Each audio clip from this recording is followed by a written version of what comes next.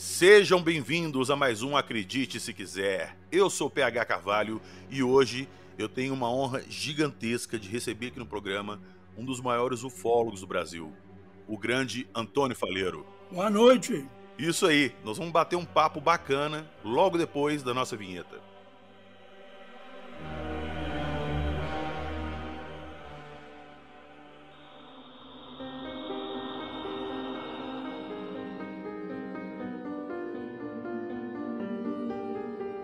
Metamateriais, abdução, avistamentos inexplicáveis, mutilação animal, seres extraterrestres.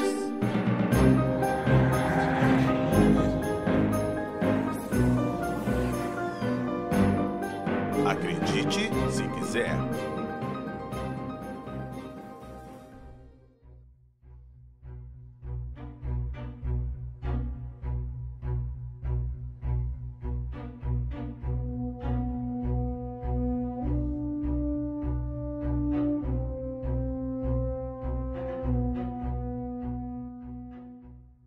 Como eu falei no início, é uma honra gigantesca ter o Antônio conversando aqui com a gente, um dos pioneiros da ufologia no Brasil, fez parte do CIONE durante um bom tempo e tem uma história ufológica gigantesca com muitos casos para contar pra gente. Mas vamos começar ali do início. Ô, Antônio, eu queria que você contasse pra gente como que você começou na ufologia e desde quando que você está fazendo essas pesquisas. Eu comecei na ufologia com meu pai, porque ele gostava do assunto. Então ele comprava livros e eu fui seguindo as pegadas dele. Isso foi lá pelos idos de 1957, 56, 57. Ele comprava os livros, eu já sabia ler, ia lendo e passei a gostar da ufologia. Mas não era um ufólogo. Quando foi em 24 de agosto de 1978, eu tive a oportunidade de ver o meu primeiro disco voador durante o dia, a 1h30 mais ou menos, durante o dia, juntamente com dezenas e dezenas de pessoas na cidade de Passatempo. Era um disco do tamanho de um pneu de caminhão, de cor cinza, que passou sobre a cidade sem ruído algum. E muita gente viu essa aparição. Acho que o interesse de todo mundo começa assim mesmo pela infância, com alguma matéria que viu no jornal, na televisão, algum livro, até mesmo através de parentes. Meu pai sempre também gostou muito desse assunto e me contava histórias, casos, e a gente começa a criar gosto pela coisa. Quando que você passou de curioso para ufólogo? Foi nessa época, em 1978, 24 de agosto. Aí eu falei, se a coisa está aparecendo durante o dia, à noite deve ser muito mais. E comecei a perguntar aos moradores das roças. Vocês já viram um disco voador? Não, nós nunca vimos. Aí eu falei, essa pergunta está errada. Aí comecei a perguntar. Vocês já viram assombrações, fantasmas, alguma coisa diferente à noite? Ah, isso eu já vi. Eu já vi a mãe do ouro, eu já vi a mula sem cabeça, eu já vi a mulher de branco. E por aí afora foram descrevendo lendas e mitos. Aí eu fui na biblioteca municipal e tinha um livro sobre folclore. E lá pude descobrir a relação entre OVNIs e folclore, que tudo aquilo que está no folclore ígneo, mesmo no folclore das águas, a Yara, Caboclo d'água, tudo relacionado com discos voadores. Então eu escrevi um livro que chamava Discos Voadores no Folclore Brasileiro. E fiz uma edição própria e divulguei. Fiz muita palestra sobre isso em várias capitais do Brasil.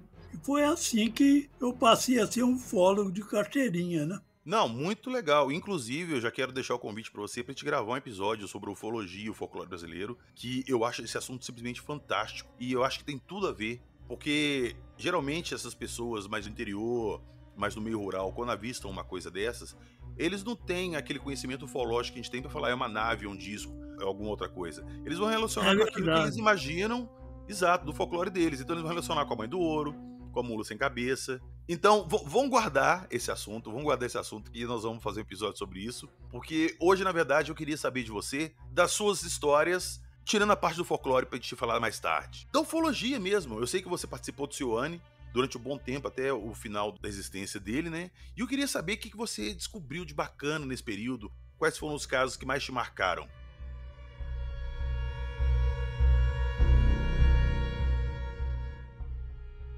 Um dos casos mais marcantes que eu já ouvi, não é aqui no município, é o do Vilas Boas, né, que é um caso fantástico. Mas aqui no município nós tivemos casos que em Passatempo, casos fantásticos também. Encontros de pessoas com cara a cara com o ET, foram paralisadas. Uai, conta pra gente. Em 1950, um morador estava no alpendre, ele viu o milharal abrir, como se uma coisa estivesse ventando por cima dele. Aí pousou na frente do alpendre da casa dele na roça um ser todo vestido de branco com duas asas muito grandes nas costas. Ele veio voando e pousou na frente. Eu até achei que ele estava me gozando, não podia ser. Mas procurei na casuística mundial, encontrei mais de 30 casos de anjos com asas voando que foram vistos por pessoas também. E como é que acabou esse caso? Ele teve alguma interação com o anjo? Foi só um avistamento? Ah, não, ele correu para dentro de casa e foi embora. Viu? Ninguém espera, não. Eu faria o mesmo. O cara corre mesmo, né? Corre, não tem como. É uma coisa assim muito, muito bizarra, muito chocante. O medo ninguém supera, né? Eu, por exemplo, eu prefiro ser o caçador do que a caça. Certa vez eu comuniquei com o OVNI através de piscadas de um farol de moto. Eu piscava 3, ele 4, 3, ele 3, 4, 4, 5, 5, e assim por muito tempo. Depois eu pisquei o farol várias vezes, quando ele começou a crescer, eu falei com o cara que estava comigo, o Eustáquio Ferreira. Monta na garupa da moto e vão embora que esse povo vem cá. E rapamos e viemos embora para a cidade. Ele seguiu a motocicleta. Chegou aqui, eu guardei a moto e vim para o quarto aqui da sala, escutei um barulho surdo, mas nem liguei. No outro dia tinha um rapaz batendo aqui na minha porta, dizendo que o Zé Batista Leão, tinha visto um disco voador pairando acima do poço Ipiranga, 11 horas da noite. Ele correu, escondeu numa marquise e o disco voou e foi em direção ao norte. Era o mesmo que nós fizemos contato com ele através dos faróis. Ele seguiu a moto e clareou o rapaz. É bravo. E contatos com seres, com criaturas? Inclusive, eu li, não sei se foi num livro seu ou num livro do Tiago Tiquete, que ele cita que você pesquisou um caso que pessoas tiveram avistamento de algumas criaturas semelhanças de Varginha, mas muito antes do caso Varginha. Isso foi bem antes. Foi quase uns 20 anos antes. O rapaz viu um ser mais ou menos, mas ele era muito pequeno. Tinha 70 centímetros de altura, mais ou menos. E tinha 3 protuberâncias na cabeça, o ser. Começou a aparecer numa fazenda. Aparecia em cima das porteiras, aparecia no chão. Então muita gente viu ele na fazenda. Ele apareceu diversos dias lá. Depois desapareceu. Tinha uma certa semelhança com o que eles descrevem, o de Varginha. E aonde foi isso? Em que cidade foi isso? Isso foi numa fazenda, Campo Grande, aqui em Passatempo mesmo. Hoje a fazenda ainda existe, tá? Mudou de proprietário, mas ainda existe.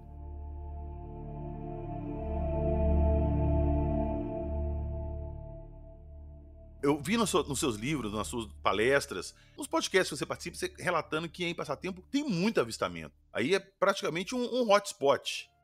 Não, aqui a coisa aqui é grossa. Nos anos 70 e 80 aparecia quase que diariamente. Agora que parou um pouco, naquele tempo era mais fácil, porque o povo da zona rural vinha para a cidade para assistir televisão. Ou então vinha para fazer algum negócio, porque na zona rural não havia eletricidade. Agora, a partir dos anos 90, toda a região rural já tem eletricidade, então o povo não sai mais, não vem para a cidade nem fica lá na roça mesmo com sua televisão e ninguém sai de casa. Então, daí diminuíram os avistamentos por causa disso. Entendi. Você citou o caso Vilas Boas. Você chegou a investigar pessoalmente esse caso? Não, mas eu assisti ele fazendo depoimento no Flávio Cavalcante, que ele teve um contato sexual com a ET, e depois eles fizeram uma paródia dele num programa no meio da semana. Ele falou que ia voltar, ele não voltou mais no programa. O caso dele é um caso sério, um caso verdadeiro mesmo. Sim, e justamente por isso, por ele ter tido esse contato, digamos, mais íntimo assim com as criaturas, ele virou motivo de chacota, e o caso dele acabou virando piada, né?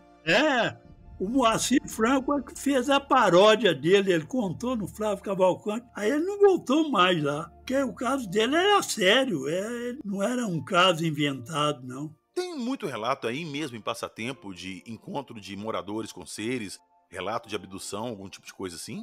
Tem. Tem um relato interessante aqui que um ET apareceu para um empregado de uma fazenda. Ele foi buscar os cavalos para guardar no estábulo. Quando ele chegou em determinado local onde estavam os cavalos, ele virou de repente e viu um ser com uma espécie de caneta na mão. Ele apontou a caneta para ele e ele ficou paralisado. Aí o ser começou a conversar numa língua desconhecida com ele. Ele não podia mover nem um músculo. Conversou lá uns 5, 7 minutos numa língua desconhecida e depois foi afastando de frente para o rapaz, com a caneta apontada. Entrou no mato e desapareceu. O rapaz recobrou os sentidos e correu para a casa dele, arrebentando a porta da casa com a peitada, perdeu a fala, a mulher teve que dar água a ele, e foi um caso sensacional esse, correto mesmo.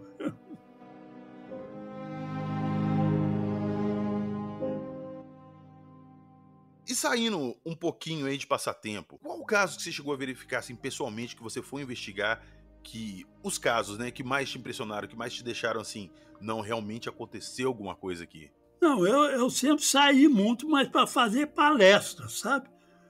Os casos mais que eu tenho aqui são em Passatempo, Desterro, Carmópolis de Minas, Piracema, então são cidades próximas. Surgem casos também nessas cidades. Mas mais longe eu nunca fui investigar nenhum caso, não. É tanto que na época de Varginha, o Birajara era muito meu amigo, é muito meu amigo. Ele veio aqui em Passatempo para me convidar para ir lá. Eu falei, ó, Bira, eu não vou não, porque eu só acredito no caso Varginha até o ponto que as meninas viram um ser diferente. Daí para frente houve muita invenção. Cada um queria tirar um pedacinho do bolo lá e aparecer contando casos. Então quer dizer que naquela casuística que a gente conhece do caso Varginha, do Marco Elixerese, de retirada para ESA, para o Hospital Humanitas, isso aí, essa parte você não acha que aconteceu?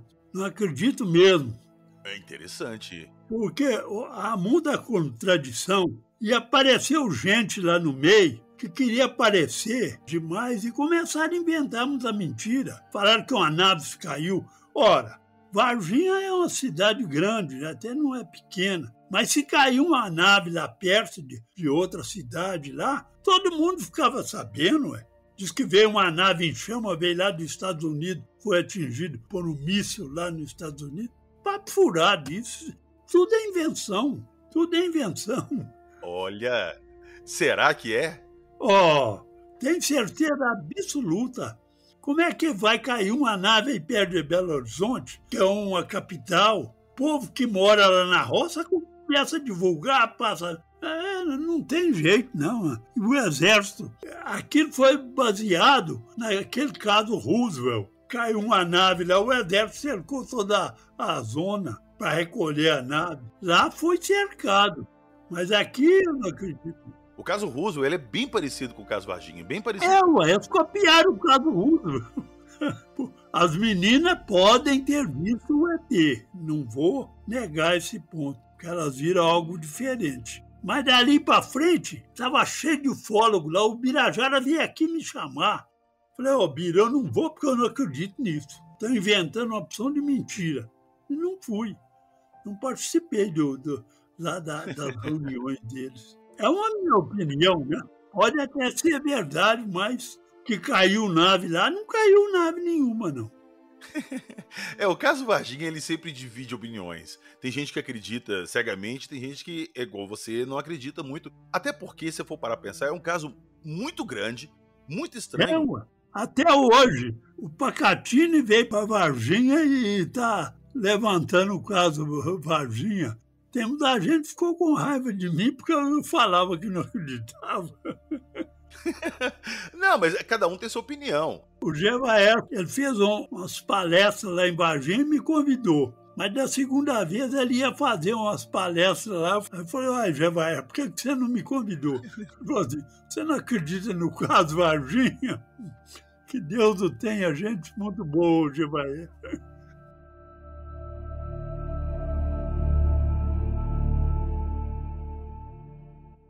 Uma coisa que sempre me incomodou muito no caso Varginha, é igual eu falo com o pessoal, assim, eu acredito no caso Varginha, eu acredito sim.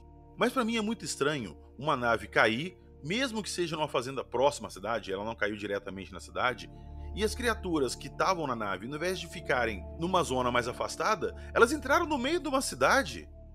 Agora, o porquê delas saírem de onde estavam, mais protegidas no meio rural, de uma floresta, no mato, alguma coisa, e ir pra uma cidade cheia de gente, é uma coisa que pra mim não faz muito sentido. E você acha também que por exemplo, esses seres que estavam dentro dessa nave eram seres pelados, sem roupa, sem armas, sem nada? Ué, não é possível um cara, numa tecnologia avançadíssima, que são os discos voadores, o cara vai descer, a nave cai, eles vão descer, não vão pegar uma arma, não vão pegar nada? Que isso? Tem muito papo furado naquele caso lá, muita gente quis aparecer. E aí começaram a inventar as coisas. É igual eu falei, o caso Varginha ele divide opiniões. Eu sou do time que acredita. Até que alguém chegue com a prova assim, cabal e fala assim, ó, não aconteceu. Até eu gosto de ter essa esperança que aconteceu alguma coisa. Então, não, eu acredito que as meninas podem ter visto o ser, mas não aquela coisara que levar a pé do ser. Pegaram 7 seres, 7 ou 5, não sei. Levaram 5, acho que 5. Campo, depois veio um avião dos Estados Unidos recolher esse ser lá. Isso é tudo papo furado, gente. Cada um inventou uma história. Eu falei com o Birajara e o Pacatini, eles estiveram aqui, ó. Eu não acredito nisso, não. O caso Varginha é bom porque ele é polêmico.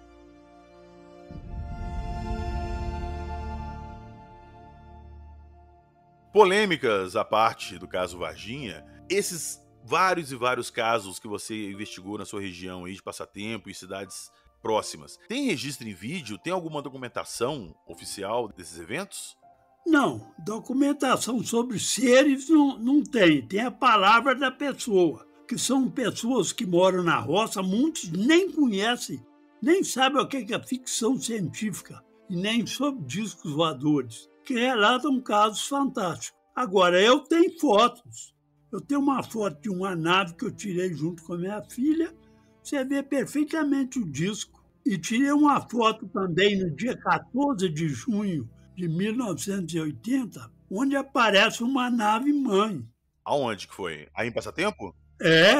Essa nave-mãe ela veio da Argentina. Às 7 horas ela foi vista na Argentina. Às 7:05 eu vi ela aqui. Quando foi à meia-noite, ela já estava na Rússia. Ela atravessou todos os países, quase. Pegou da Argentina, passou por outros países aí, veio para o Brasil. Daqui seguiu em direção aos Estados Unidos, deve ter passado, Rússia, e todo lugar foi documentado. Eu tenho reportagem dela na Rússia, na Argentina e outros países da América do Sul. Era uma nave-mãe.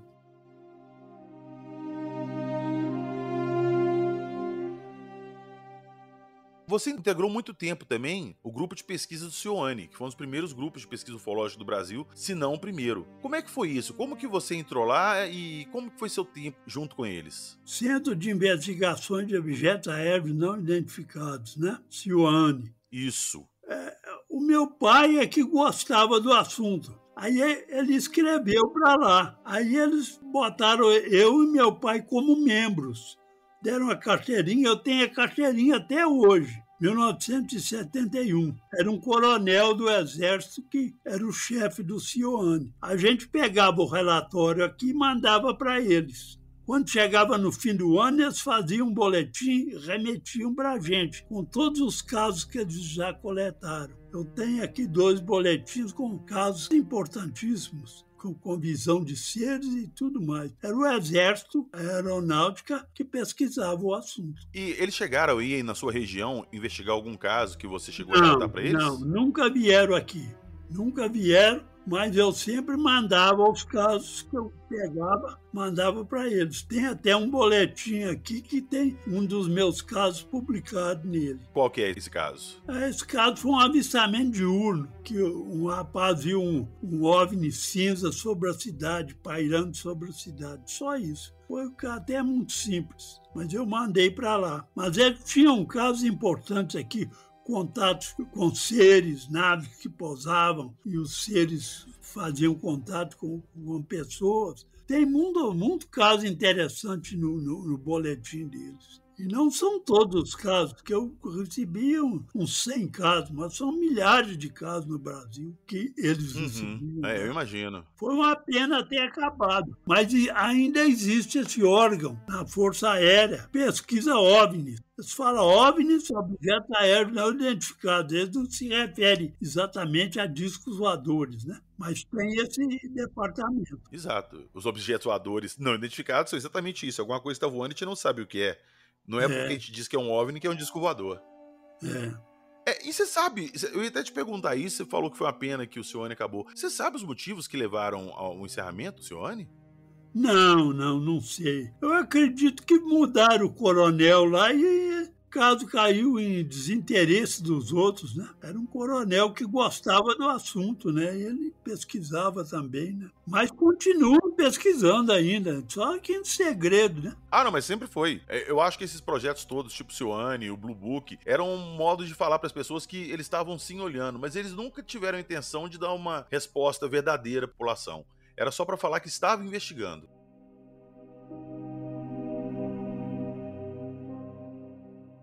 Eu conheci até o Hynek numa palestra que eu fui fazer em Brasília. E aí, como é que foi lá? Por sinal, foi interessante. O Alan Hynek, o Papa da Ufologia Americana Mundial, né, que ele tinha acesso a tudo. Ele estava sentado numa mesa escrevendo, eu falo inglês mais ou menos. Aí eu pedi licença a ele e me apresentei. Aí ele falou, yes. E continuou escrevendo. Eu perdi a graça, ele não me deu papo, né? Saí, falei com licença e saí, fui embora. Você não chegou a conversar com ele nem nada, não? Não, ele não me deu papo. Aí no outro dia cedo, era a minha palestra. Ele fez uma palestra às 9 horas. A minha era às 10h30. Aí eu comecei a fazer minha palestra e tinha um tradutor perto dele, sentado, traduzindo para ele. A minha foi sobre o folclore brasileiro. Boitatá, Mãe do Ouro, Carbúnculo, Macaxeira, Mula Sem Cabeça, Mulher de Branco. E o povo lá em Brasília foi no Centro de Convenções de Brasília, tinha 1000 pessoas lá dentro. E o povo começou a gostar do assunto. Aí o Cronenberg, que tinha promovido o evento, chegou perto de mim e falou, Faleiro, seu tempo esgotou. Aí levantaram as 1000 pessoas que estavam lá dentro e falaram, deixa o cara falar. Aí eu falei, já que eles estão pedindo, eu tenho que falar mais, né? E saiu até na revista Planeta, uma reportagem do Congresso saiu nessa revista Planeta. Se não me engano, foi nos anos 90, não me lembro agora. Então, o Hynek estava sentado na primeira fileira de cadeira, como tradutor. Aí ele foi o primeiro a subir lá no palco e pegou a minha mão e congratulations. Eu falei, thank you. Aí ele falou em inglês, eu quero te ver depois, quero conversar com você. Mas não me deu papo da primeira vez, eu nem procurei ele da segunda.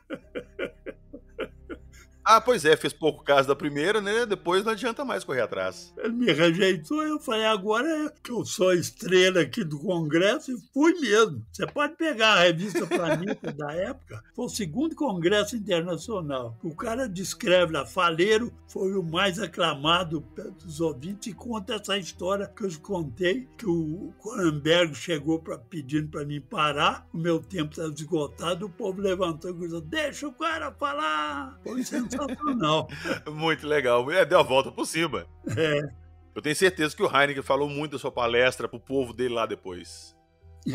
Eu tinha um tradutor junto com ele lá, traduzindo tudo. Eu já fiz muita palestra, Curitiba, São Paulo, 3 vezes em Brasília, fui para o Congresso Internacional, eu fui lá 2 vezes. E Belo Horizonte, já fui em muito lugar, só o norte aí que eu nunca fui. Já fui convidado, mas não fui. Uma vez eu fui convidado para o Amazonas, mas eu não pude ir, não. Mas agora é divertido, né, o congresso, porque parecia muita gente séria, mas parecia muito picareta também. Com certeza, sempre tem. Uma vez no Rio de Janeiro eu estava sentado numa cadeira lá e uma cadeira vazia, assim, de lado, chegou uma moça e falou, você sabe que você está sentado perto de um extraterrestre? Falei com ela, eu vou sentar em cima dele, mudei de cadeira. Esse campo tem muito picareta, viu? Tem picareta. Hoje em dia, pouca gente faz vigília. As vigílias que são coisa importante na ufologia. Eu fazia vigília diariamente nos anos 70, 78 até 80 e tantos. Fiz muita vigília, vi muita coisa, vi disco posado no topo de serra, dirigindo sondas para a montanha abaixo, depois a sonda voltava para ele. Coisas impressionantes, comum da testemunha, que eu levava gente. Essas vigílias você fazia como? Você juntava um pessoal e vocês iam para algum lugar específico? Eu ia, por exemplo, na região rural, ficava no topo de uma serra, lugar mais alto, tá entendendo? Que aí você dava para você vigiar toda a região. E a gente via quando aparecia de madrugada. Na época de 70, eles apareciam aqui 7h30, 7 horas, daqui da cidade, gente ligava para mim, tem um disco lá no Morro Grande. Eu saía daqui e ia lá, conseguia ver, depois ele voava e ia embora. Apareciam muito aqui, nos anos 70 e 80. Nessa época tinha muito mais avistamento do que a gente tem. Não vou dizer atualmente, que atualmente tá tendo uma onda bacana também, mas ficou um bom tempo parado. Mas nessa época teve um ápice, né? Teve uma onda ufológica bem grande nessa época. Não, no sul acho que teve, né? Mas aqui não fica sem aparecer, de vez em quando pinta um. Chega um aqui em casa me contando, falando, eu vi e tal, isso, assim, assim. Aqui já foram vistos seres de vários tipos. Já foi visto esse que eu te falei, o anjo de asa. Já foi visto uma mulher de 2,80 m por aí. O menino correu dela. Eita! 2,80 m. É um gigante. Já foi visto um ser, que um fazendeiro aqui, até esse não acreditava em ET de jeito nenhum. Eu vou te contar um caso, mas eu não acredito que seja ET, não.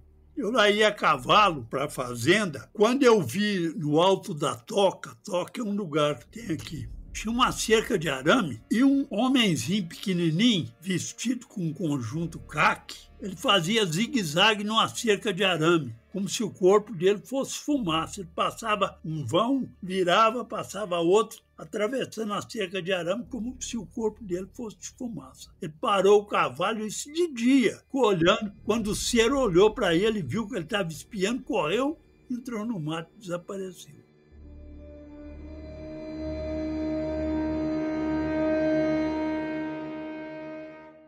Eu e um professor, o professor Beto, nós fomos fazer umas fotos numa cachoeira, que até a cachoeira é da irmã do meu genro. Uma cachoeira muito bonita, eu queria fazer OVNIs no folclore brasileiro e estava chegando na cachoeira, tinha um matinho para atravessar. Eu estava dirigindo. Quando eu entrei numa curva, nós vimos um ser, ele tinha mais ou menos uns 2,10 m de altura. Estava vestido com uma capa, com um capuz, tipo esses frade capuchinho, daquele tipo mesmo. Mas ele estava de lado. Ele não olhou para o carro. Ele deu 2 passos. 1, 2. No segundo passo, ele desapareceu no ar. Nós paramos o carro e perguntei, você viu o que eu vi? Ele falou, vi. O homem desapareceu na nossa frente. Caramba, caramba. Era 4h30, mais ou menos, da tarde. De dia com sol quente, apareceu na frente. Nós paramos o carro, olhei no matinho assim, para baixo do matinho era um esbarrancado. Se entrasse no matinho, se fosse uma pessoa que entrasse no mato, ela caía lá dentro do esbarrancado. Fantástico. Esse foi o avistamento mais perfeito que eu vi, que foi de dia. Certa vez também que eu te falei, que eu comuniquei com um através de luzes, ele me seguiu e clareou o jovem Zé Leão, que eu já contei. Mas quando foi na quarta-feira, isso foi na segunda, na quarta-feira eu trabalhava como secretário no ginásio e não tinha aula no professor numa sala. Aí veio uma menina me pedir se elas podiam jogar ping-pong no pátio. Era uma sala só de moça. Eu falei, pode, ué. Vai e acende a luz. Quando ela foi acender a luz, deu um estálido. Eu já estava com as bolinhas e a raquete de ping-pong para entregar para ela. Ela correu para o meu lado, ela não acendeu a luz. Eu olhei para a porta do banheiro, tinha um ser mais ou menos de 1,10 m, 1,20 m, cabeça grande, olhando para o nosso lado. Nesse momento, Caramba!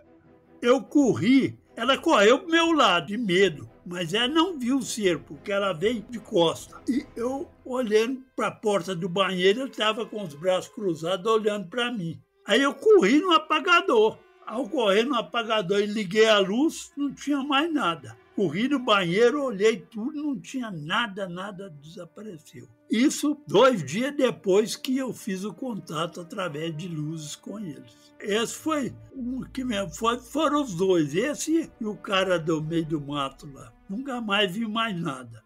Agora, luzes à noite, eles teleguiando sondas, isso eu cansei de ver nos anos 80 e 70. Pois é, porque eu ia até comentar com você que a gente tem muito avistamento, assim, geralmente é à noite, são luzes, e você conta que tem muito avistamento aí de dia, né? Não, teve um monte de dia. Eles não marcam hora, não, mas à noite é mais provável, né? Uhum. Eu sempre fazia vigílias à noite, para os topos de serra, e ficava lá. Eu tinha um observatório aqui que eu construí em 1981. Construí um observatório no terreno que o meu sogro deixou para minha esposa. Era no topo de uma serra. E de vez em quando eu ia para lá. Agora hoje ele está desativado porque eu vendi o terreno para um rapaz de Belo Horizonte, mas ele deixava eu ir lá. Depois ele vendeu o terreno para um cara de São Paulo, o cara sumiu e eu nunca mais fui lá, porque eu não sei se podia ir. Mas nesse observatório, lá eu vi muita coisa, muita aparição interessante.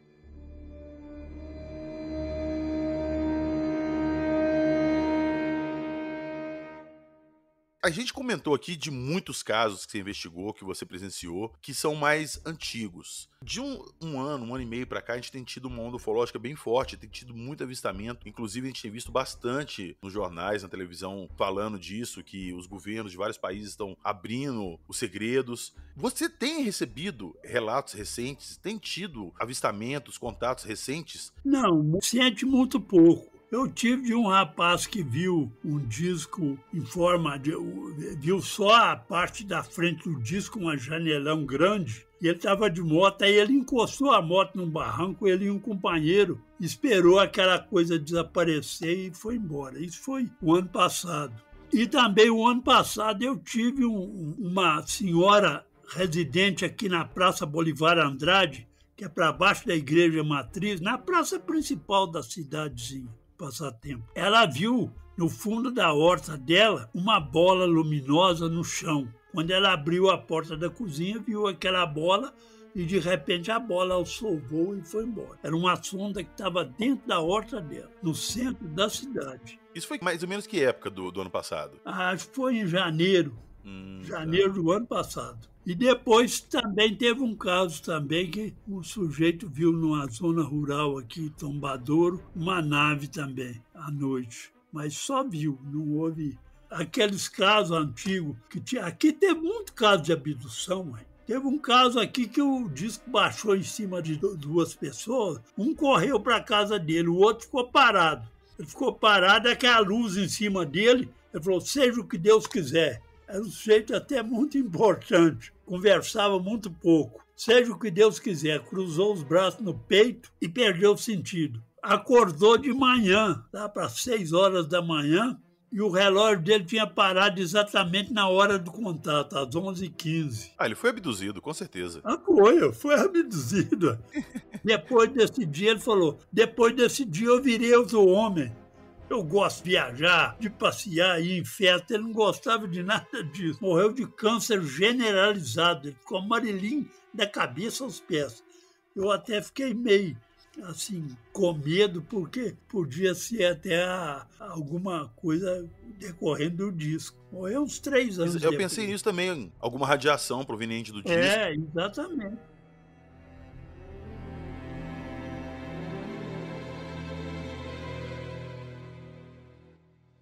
Esse papo aqui tava muito bom, mas ele não acaba agora, ele vai continuar. Nós vamos fazer um programa aí sobre os OVNIs do folclore brasileiro. Então aguardem que não demora muito, tá chegando. E agradecer a presença do Antônio com as histórias dele aí, de anos e anos de pesquisa. Antônio, muito obrigado pela sua presença. E se quiser deixar algum recado pra galera, deixar algum link de rede social, fica à vontade. Não, eu que agradeço pelo convite. Muito obrigado. Eu tenho alguns livros, DVD que eu fiz, que alguém interessar. Eu não sou um profissional de vendas, mas sempre faço. Por exemplo, igual esse OVNIs do folclore brasileiro, eu tenho livro, tem DVD dele, e tem ele em inglês, em português. Então, quem interessar, são das ordens. Perfeito. Eu vou deixar na descrição do episódio os links para quem quiser adquirir esse material, conhecer seu trabalho, tá ok? Agradecer todo mundo que escutou a gente até o final. E eu sempre falo, as histórias estão aí. Acredite, se quiser.